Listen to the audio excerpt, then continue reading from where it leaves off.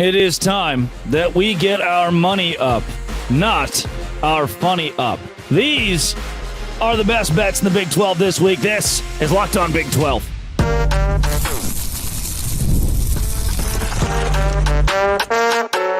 You are Locked On Big 12, your daily podcast on the Big 12 Conference. Part of the Locked On Podcast Network, your team every day. Happy Thursday, everybody. Welcome to Locked On Big 12. I'm Drake Toll from America's #1 Big 12 podcast, Locked On Big 12. Thank you for making this show your first listen every single day. It's time to win you money. On a show brought to you by FanDuel, we have a 6-game slate in the Big 12 this week. I'll give you my top 5 picks so that we can beat the books. And guess what?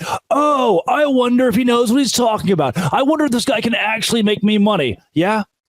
16-4 in our last 20 picks. 16-4, which is how you say in my industry, good. Pick number 1 this week. BYU -4 at Utah. The BYU Cougars win this game by 6. Win this game by 7. I love a good 22-16. We went to overtime. Isaac Wilson throws an interception, and then BYU scores a touchdown to walk it off. And guess what? Not only do I think they cover 4, do I think they win by 6, but the metrics are going to back it up. Oh, what do you mean? CollegeFootballInsiders.com is where I've gotten my best bets for the last 4 weeks. And here's what they say about this game. BYU has an 88% chance of victory. 88% chance, which if you can do math, and I barely can, but I can enough to know that Utah has an 11% chance to win, and the final score projection is BYU 33, Utah 17. The Utah Utes have a very bad offense.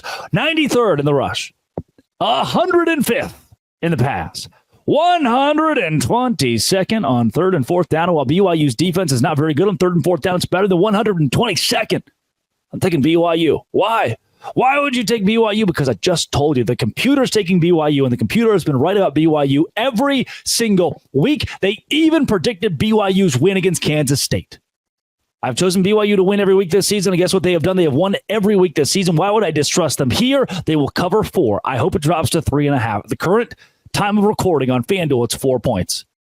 Give me the Cougars. Vamos Pumas against Utah as my first best bet of this week.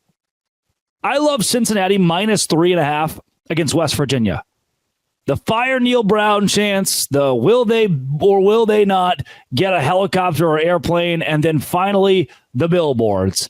This guy's on his last leg. I know he won his last game. I know, and maybe there's a chance you beat Cincinnati, he can save his job, and maybe if he loses to Cincinnati, his buyout's too big for Ren Baker to do anything. Well, all that, throw it out the window. Because I trust the computers and I never bring a vibe to an analytics fight. Cincinnati has a 74% chance to win at home. They are a beast. Corey Kiner is a beast. I love that unexpectedly they've got a quarterback too. Did anybody think Brendan Sorsby was going to be a threat in the Big 12 Conference? He is now, baby. And I'm going to go with Cincinnati in this game -3.5 because the computer tells me so with a final score projection of 32-24. That is 5 points of leeway that we have here if we take the Bearcats, who offensively are number 12 in the country on 3rd and 4th down success rate. Defensively, West Virginia, 125th on 3rd and 4th down success rate. West Virginia keeps their defense on the field. Cincinnati keeps the offense on the field. That is a combination that bodes well for one of these teams, and that team is named Cincinnati. My third best bet. Give me Iowa State -3.5 at Kansas. What are we doing? Why on earth? What have we seen out of Kansas that would make you think, yeah, they're going to be able to hang with Iowa State? Is it because Iowa State lost to a fired-up Texas Tech team who thought they got cheated out of a couple of games? No, that's not going to mean that Iowa State is just 3 points better than Kansas. What does the computer say? 33-22 final score, 80% chance of victory for Iowa State on the quasi-road this week because Kansas can't play a home game. For Kansas, defensively, 115th in the country on 3rd and 4th down success. For Iowa State, offensively, 20th in the country in that same category. Kansas defense is outside the top 65 against the rush and the pass. And while the Kansas offense has graded well, their efficiency is good, Iowa State is 5th in the country against the pass, 26th against the rush. They are, how you say, good. And while Kansas will still likely move the ball because of their success offensively on 3rd and 4th down and Iowa State's defensive inefficiency there, I believe the Cyclones win this game by 10. And if you can do math, 10 is more than 3.5. I'm taking Iowa State minus 3.5 on FanDuel. Oklahoma State at TCU plus 10. What? What are you doing? TCU's coming off a demoralizing loss, but Oklahoma State keeps getting blown out. They're not really that competitive. I go back to that BYU game, and I go to games in which the Oklahoma State feels like they can be competitive. And I think this week is it. They don't play terrible on the road, as seen in that BYU game. And while the computer would project TCU to win 35-30, that's not 10.5 points. Oklahoma State defensively has been really, really bad, but their offense hasn't been much better. But TCU defensively has also been really, really bad. They don't grade well at all. And for that reason, and because the computer is telling me so, I'm going to go with Oklahoma State, who I don't think wins this, but loses by 3, 31-28. Loses by 4, 31-27. Loses by 6, 31-25. That could very well happen.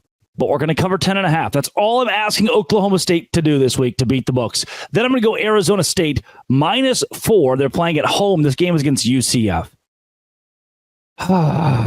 Yeah. UCF goes like way down the quarterback line. Like, all right, who here can play quarterback? You, sir. Mr. Ritz. Stand up. Get out there. See what you got. And he's good. He's really, really good.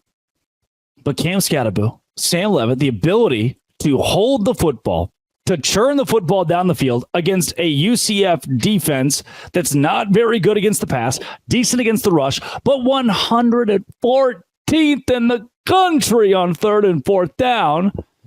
That paints one picture, a pretty picture for Arizona State to win. And while the computer would tell you Arizona State should win this game by pretty much exactly 4 points, I think they end up winning by 6, 7. I'm going to bring a bit of vibes to an analytics fight that does say Arizona State pushes.